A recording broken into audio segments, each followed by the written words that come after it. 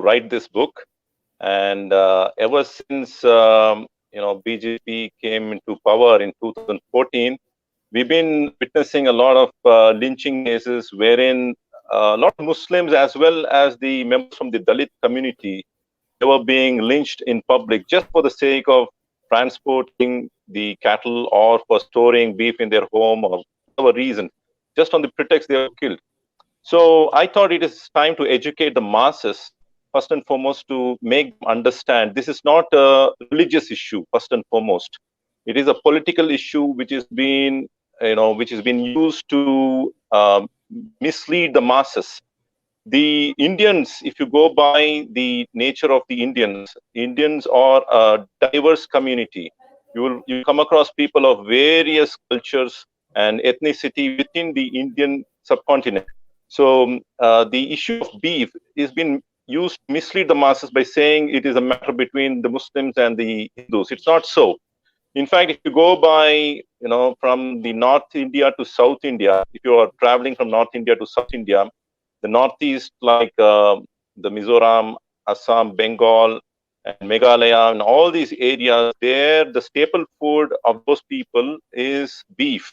And again, if you come to the coastal area of Goa, the Goans who are Hindus, they eat beef. And Kerala, of course, it's very well known, and they also eat beef. So this is not a matter which has to be taken as a religious matter. It is a matter which is part of the Indian culture. So it was totally a need of the hour that I thought that I should pen this. And I have written a book to depict the nature of this issue from the historic perspective and religious perspective, as well as cultural aspects and political aspects and economical aspects. A lot of things have been covered. And that's how this book has come. And very good response in about 2 days of book release. I'm hearing a very good response across the world. And people are reading through the Amazon Kindle in the Western world as well, in Europe as well in America. And a lot of scholars have called me and asking for the book in India. And it's been really overwhelming and really amazing experience so far. Well, I'm certainly looking forward to the book myself because you have obviously whet my appetite for this book, Sheikh Umar Shariff. But what I found interesting, and I'm sure it is a very, very comprehensive account as to the situation as far as the cow is concerned. Because just briefly, from what I've seen, I mean, you're talking about more than 80 original works, articles that are actually brought out into this entire thesis and this book that you have written, but also at the same time, looking at all the various arguments from a religious perspective, from a political perspective, economic and cultural as well. Yes. I have extensively quoted the leaders of Hindu community like Swami Vivekananda and Dr. B.R. Ambedkar, who later he became a Buddhist, although he was born in a Hindu community. He expresses a lot about how the beef is part of the Hindu culture. And historically, and if you go back to Vedas and if you go back to Upanishads, you'll come across that cattle was sacrificed for their gods, and they used to eat the food thereafter as a kind of ritual sacred food.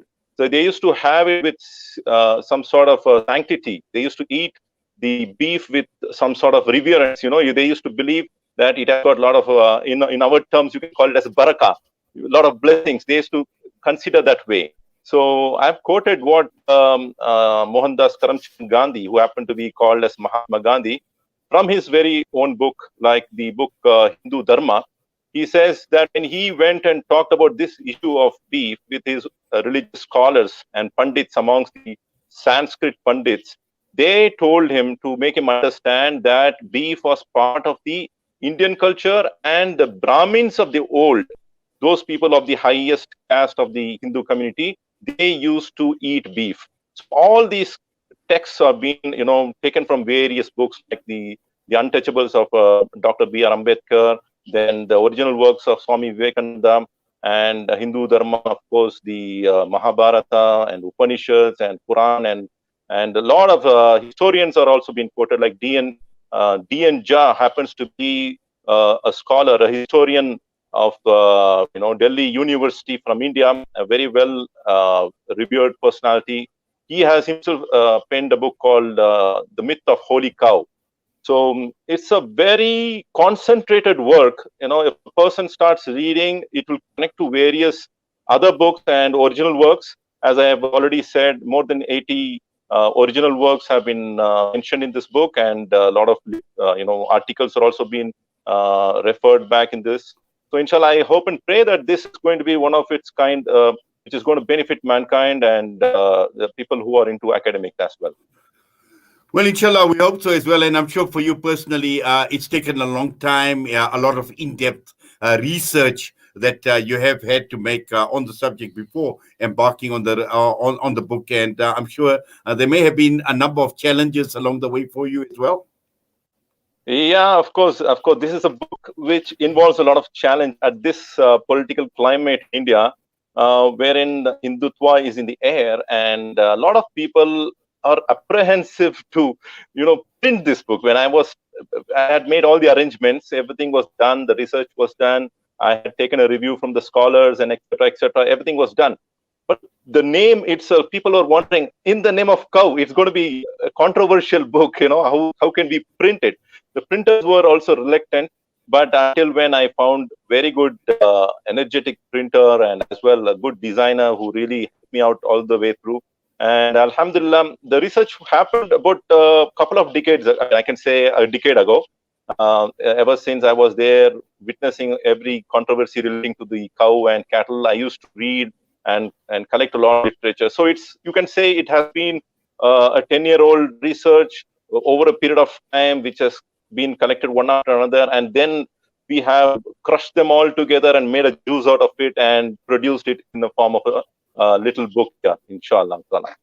Yes, but I'm sure you call it a little book, but a little book with a wealth of information.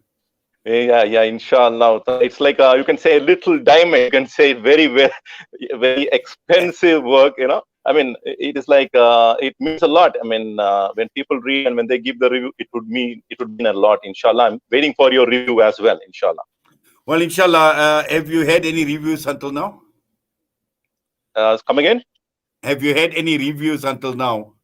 Reviews, yes. Some of them have expressed their thoughts, and they've also made some songs after reading it and all that stuff. It's been very good. One of the person's name is Netas. He's from Udupi, that is in Karnataka. He also happens to be a VJ. He comes on the television and all that, and he went through the book and he finished about 4 to 5 chapters, and he was very happy. So very positive reviews so far. We hope to get more reviews in the coming days. Well, inshallah, we hope that it all goes well. And as you mentioned, where Amazon, is that where we can get access to the book from? Yes. The overseas, you can. The Middle East was having a problem because Amazon do not cater to the masses in Middle East. So we are trying to get to another domain, that is Smashwords. Smashwords would cater to the Middle East.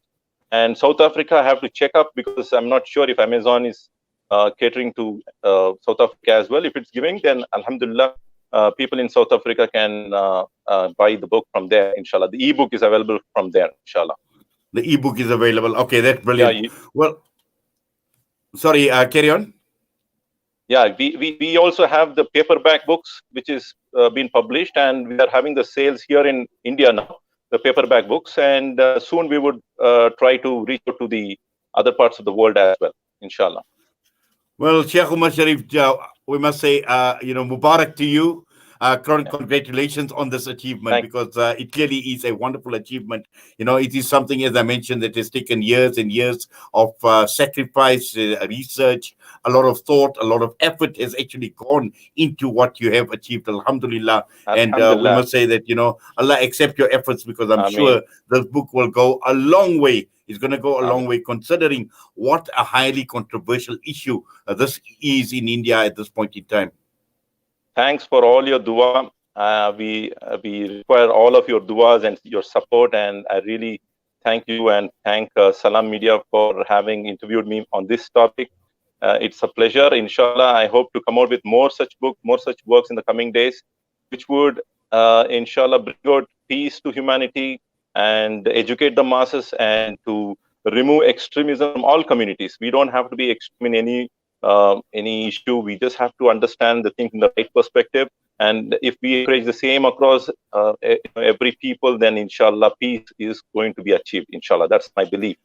Inshallah. Inshallah, Ameen. Jazakallah so much for Amin. that and for your time with us this morning. Allah accept, Allah reward your efforts. Assalamu alaikum wa Amin. rahmatullahi wa barakatuh. Thank you once again. Wa alaikum assalam wa rahmatullahi wa barakatuh. Jazakumullah. Comparative religion scholar Sheikh Umar Shariff with us this morning, and he's written this book called In the Name of Cow, an Indian narrative. And it's all about how the cow is being used for politics in today's India. And lots of work that has gone into this, a lot of references as far as this book goes. And also at the same time, posing some very, very rational arguments from various perspectives, looking at it from a religious aspect, political, cultural, economic, constitutional, medical, and various other angles that are discussed in great detail.